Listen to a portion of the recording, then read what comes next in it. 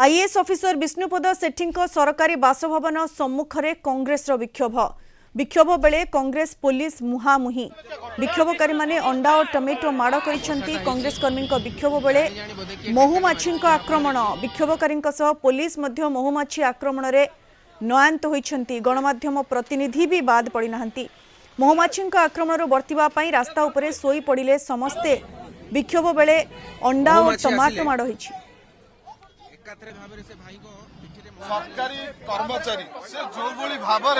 आपण माने देखंतु से जो भली भाव दुर्नीति रे अछंती देखंतु आ पूर्वरु से थिले शिक्षा विभाग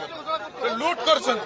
एबे देखंतु से अछंती एससी एसटी विभाग रे हमें आ पूर्वरु घेराव करथुन मास भवन एससी एसटी मंत्री को आपण माने देखंतु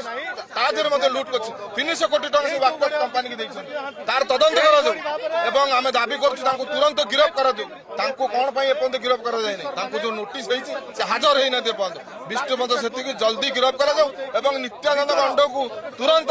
तदंत परिसर उक्त गणा जाई मंत्री को इस्तफा दाबी करू।